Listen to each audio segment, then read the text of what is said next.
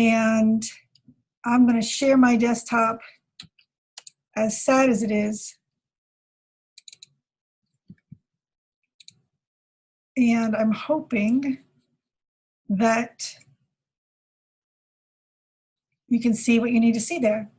Yes, it looks like I can see it. Yeah, okay. And so I'm sharing my desktop. I can switch back and forth to the actual, I think I can do that. Yes, to the actual course. There we go. I see I'm not as clumsy as I thought. Okay. There you go. And I won't leave the chat open, but I will watch to see if anybody else comes in. We recently configured our Zoom to have folks go to a waiting room first and be admitted, primarily because we teach in Zoom quite a bit, and we need to know when students are coming in if they're late. And we also found that students seem to be able to get in without us and use it for their own purposes if we don't do that. So I guess that's a technical thing they're going to work on. But anyway, let me start by saying you've already tested the speaker and the microphone, so we know what we're doing there. Let's see if I can move this down. There we go. You've muted your video, and I respect that. I'm not feeling well myself today, but I'm still on camera. And there's a chat if you need it. If you do lose contact with me, I am going to monitor the chat. I can see that you muted your audio, and you can unmute that at any time if you'd like. You won't have anybody else to talk to but me for the moment. There are also quite a few whiteboard options, and I don't think that you and I will need to use the whiteboard today, but if you're not familiar with Zoom, this is a pretty robust option if you have a chance to utilize it in the future. And I think, like I said, we have someone joining us, so there you go. Hello there. I don't see any audio, so I'm going to have to use the chat.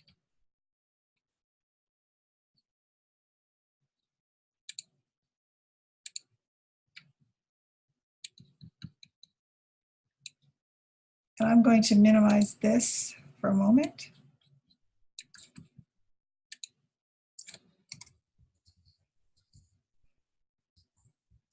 I'm going to make sure that it looks like it's Audrey come in here. There you go. I can unmute. Can you hear us, Audrey? I can hear you. Great. Okay, I'll leave you mute then if you'd like. You can unmute when you'd like to talk. I am recording, just so you know, and we'll post this recording later. Okay, so I'm just going over some of the things in Zoom, which I'll review again with you if we decide to use them. So not a big loss. I'm glad you could join us today. There are some items here that they asked me to share with you. I'm sure you can find all of those on the site. So if you want to spread the word about some of the upcoming OLC Institute for Professional Development offerings, you can do that. And I will be mindful of your time. And I know it's difficult to find even a half hour in these busy work weeks. I want to thank you for coming back. After Reflect and Apply, there's a lot to go over. I spent the time apart, unfortunately, spending some time in the hospital with an infection and a kidney stone. But I'm back, actually released for work tomorrow, but still I'm back. And I'm looking forward to reading all of the stuff that you've submitted and the things you've been thinking about during that period to reflect and apply. So what we're going to do in this next workshop is take a look at some of the strategic questions around educational policy, particularly as they relate to your institution, and some tools and resources to track those policy changes. We are at Virginia Tech, and I will share this without airing dirty laundry, in a bit of a turmoil over a distance education policy that was enacted as part of an NC-SARA agreement. And it was done rather quickly and put through as an administrative policy when in fact it profoundly affects faculty and departments and programs. And so we're doing a little bit of retrofitting to see if that policy needs some adjustment. Our policy requires that faculty do 12 hours of professional development to prepare to teach online, and that the courses that are taught online are at a distance, whether that be connected classroom or Zoom, real-time or asynchronous online, go through a quality assurance review. Most faculty are not aware of that. Most programs are not aware of that. The decision to put courses online can be made at a faculty level. Sometimes department heads and program managers don't know that the courses are being taught online. So you can imagine in an institution as large as ours, what that means. So while we're dealing with these strategic questions in our workshop, I'm dealing with them in real life, and I can share some of the stories and some of the challenges that we have as you share yours.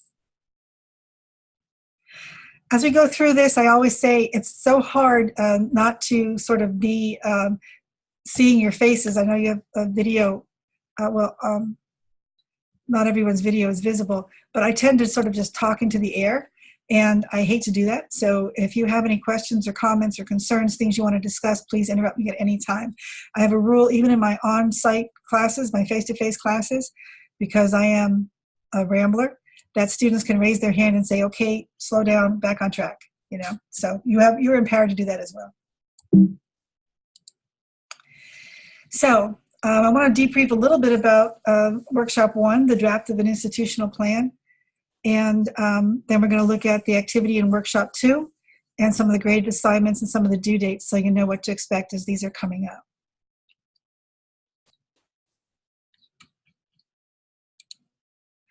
So as you're working through your draft of an institutional plan, what kind of challenges did you come up against when you were doing that? Would you like to share some of that? Would you rather do that anonymously on a whiteboard, or you feel free enough to just open your mics and talk?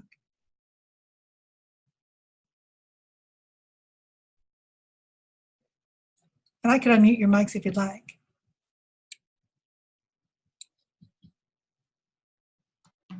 I'm happy to share. This is Danielle. Okay, Danielle. So one of the things I think that was a challenge is a little bit of thinking about things in a broad scope. I mean, that's part of my role, but knowing what I'm going to have support for and what I'm going to have to make more of a case for, I think, and kind of figuring out what elements are realistic and then which ones I might be stretching my resources and abilities or capabilities to do, but I know that are really important. So kind of, where is that best practice and effective practice meet what resources I have. There's a cutie on camera now. Oh yeah, hi. Yeah, and that's one of the common challenges. Those of us who are interested in becoming stronger and better leaders in online learning are not often in the position on the organizational chart to influence the policies and the plans. We can bring this up, we can inform, we can, be a dogged advocate for that, but often the decisions are made at a level beyond our purview and often aren't on the top of the list for the people who are making those decisions. That's probably my biggest challenge here at the moment. I am the senior most administrative person with regard to distance learning, but with the sort of boots on the ground distance learning, course development and faculty preparation. Policies and procedures are made in 3 different areas in our institution and involve provost level and faculty senate leadership and graduate school level leadership. And I sit at all those tables and it's lovely and they listen to me, but I don't have the power to move forward any action on that. SACS, however, does, our accrediting agency does, and they're coming to visit us in 2020. So I'm expecting that will be part of the urgency to get moving. But the challenge is often that those of us who have knowledge of it, of both the challenges that we're facing and possible solutions, don't always have a big enough voice at the table. So I'm wondering, in addition to the challenges, any discoveries, but were you able to make any connections that might lead you to have more broad influence on these policies at your institutional plans as you were compiling this activity? Yeah, so I mean, I can share again, I guess. I think the connections that I was able to make were really, I found that I really needed to link it back to the strategic plan of the institution, to middle states guidelines, and to things that really had a strong research base, because those are things that I felt like I can really make that case for. And it was more than just, Danielle thinks something should happen, but it was that, these are things that have either been in support of, that they've been proven to work, or in some way that, they're a best practice and that they make sense for our institution as well. So one of the discoveries that I made early on, and I'm wondering if it's similar for either of you, is that the general attitude is, if it's not broke, why are we fixing it? That there's not really, no one really has any sense of urgency that distance learning wasn't all right. We didn't have a tremendous amount of complaints. Students enrolled, they were retained, they graduated, so the idea that we need to have a plan for organizationally addressing the challenges of distance learning, leading the faculty and the course development and program design to meet quality standards was a nice idea, but there was no immediate fire to put out. Was that something similar? Did you experience something similar in your investigations? I actually reached out to a lot of the program managers just to try and identify how they currently support students, and it was very interesting. So within my strategic plan, I've kind of been told by our dean that he really wants to focus on executive education. And actually what I've discovered now is that that's probably the least healthy for online area. So I've discovered pretty bad practice when it comes to just submission of assignments, lack of general use of the virtual learning environment, and for good reason, I would say as well, to the extent that the systems aren't supportive of the way the students within executive education are registered, and they're not semesterized, and our systems work within very archaic structure of semesters and can't handle students that don't meet that criteria. So that for me was a bit of a moment of, oh my God, okay, so how can we even pilot this? So I think that was number one. And then just on the connections made, what I did do in my research of other universities, and I get very little time with the dean. He's very new, and other than a very quick hour conversation I had with him about 6 months ago, that's been it. So I had to go off and just research, well, I wonder why he's looking at executive education. And I was surprised to see the amount of actually online courses, and the ones, so we have this accreditation body in Europe called EQUIS that we have, and I was happy to see that they have specific accreditation for it's called EOCC. So that's really got me excited, because you Americans seem to talk about quality matters all the time, and I'm like, oh God, I wish that was known here, but it's not, and it's probably going to be something very hard to sell to people. But because we already have EQUIS accreditation, I was very happy to kind of see that, they have their own accreditation body for specific online. So it won't be me banging the door looking for quality, that actually EQUIS will support me in doing that as well if we do go down the route. So that was number one. And number two then for my connections made is that again, around the challenges, we have a lot of academic regulations being changed this year. It's the first time in about 7 years we've done all that, and some of those regulations will actually really help us if we do go down the online route, such as basic stuff like no longer can an administrator be in charge of a module. And that's something within executive education that has always been the case, that it's a non-academic that kind of manages the content, the collection of assignments, and all of this. So actually that's not going to be allowed with the academic regulations change. So that was a good positive step as well. So that's... Well, I can share that, as I said before, Virginia Tech, for instance, has 2 online programs that have received national, if not international, recognition. Now, both of those have gone through quality assurance review, and they're not without a struggle. And mainly they've raised in their ranks because they were able to check that box, that their faculty were prepared and their courses passed a quality assurance review. However, I can't say that the content or even the learning activities are all that great in those courses, because we have a challenge with this fine line between being able to guide course design and overstepping the faculty autonomy in teaching that course. Yeah. We don't. So looking at some of the quality assessment rubrics for online courses, many of them carry over to the actual teaching practices after the course is designed. And we have a hard line drawn here that we can't do that. And so that's a bit of a challenge. All we can say is that the design of the course meets certain quality assurance standards. And then it's up to the department or the program or the dean to evaluate the faculty teaching of that. And again, without complaints, and we're in a situation where good students have learned to learn regardless of some of the teaching strategies that are used, So as long as students persist and achieve learning objectives, if it's not broke, we're not poking it. What we have perhaps a bigger challenge is in the definitions even of distance learning, because of the fluidity of student movement and Zoom and online courses. I was out for 10 days. I put 3 of my courses online. Now, my course has gone through quality assurance review, but if I were an average faculty, that wouldn't be the case.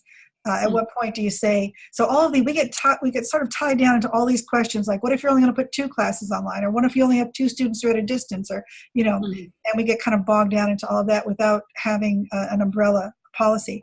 The other thing that I would say is that, and another insight for me, is that those folks who protest the most are those who least desire having anyone look at their courses.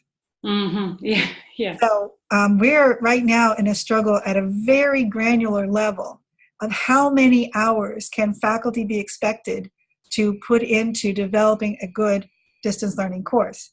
And the answer to that is we can't tell you. If you have a good course to start with, fine. If you have a terrible course to start with, it could take 2 years. We have no idea.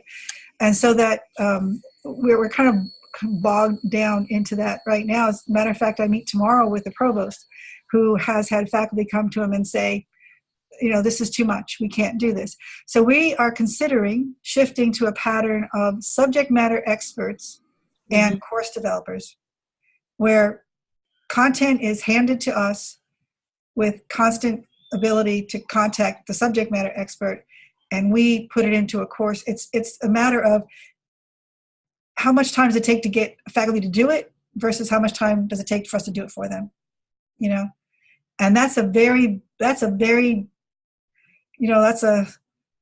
big step.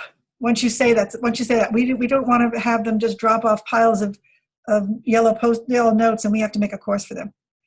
So that was one of the interesting insights that I found, that which is better, the struggle to try to get faculty to develop their courses, or the struggle to try to read through the content and develop it for them.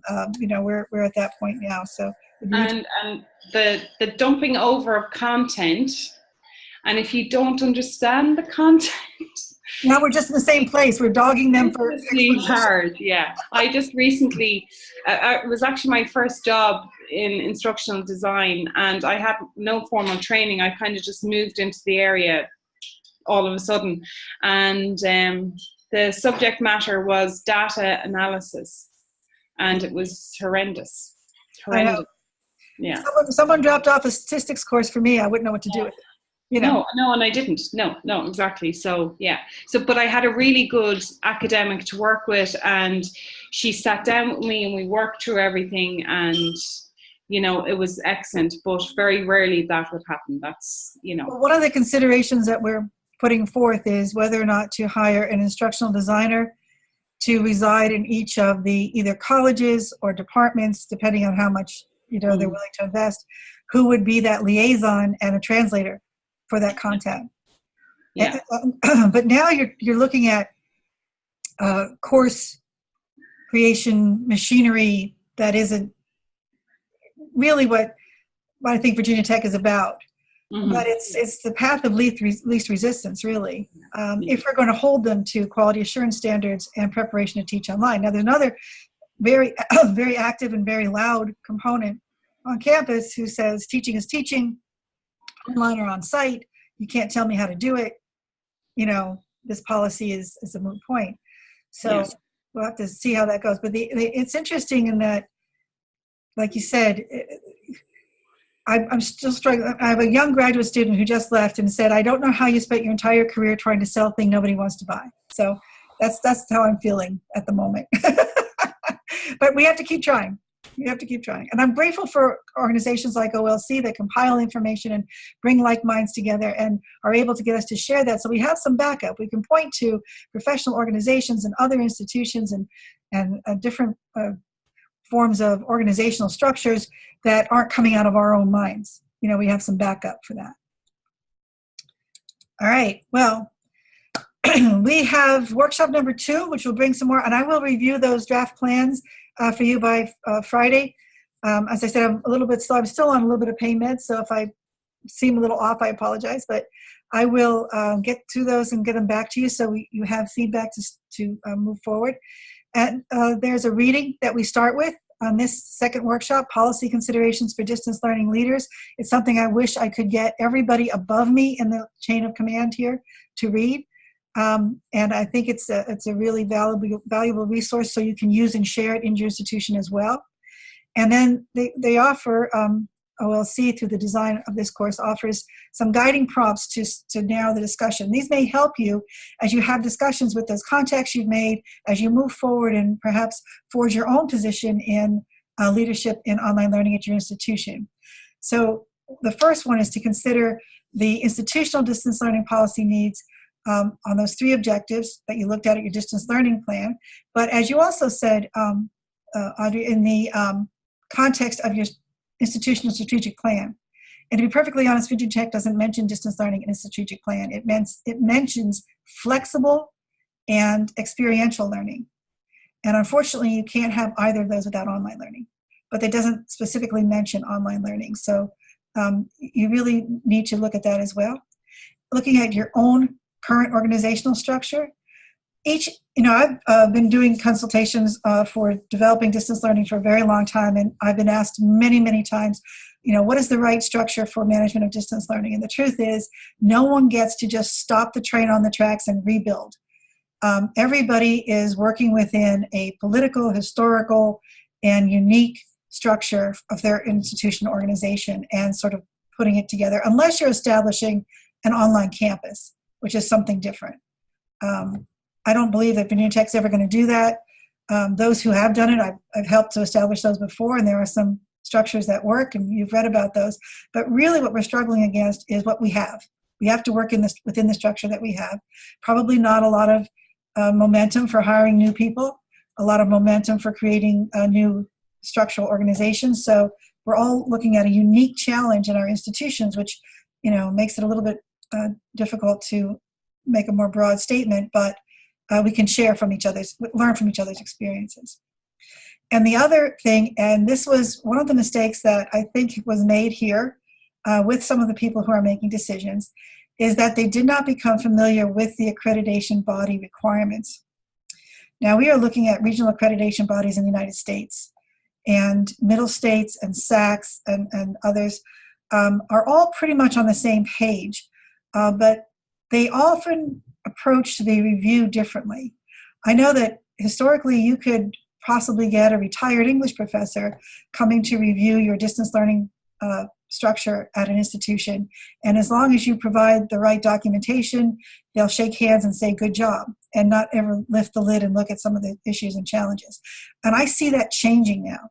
I have been asked more often to join reviews because I have expertise in distance learning.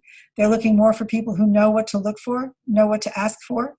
And so the days of being able to skate by with providing the broad answers to the questions on distance learning, I think are coming to an end.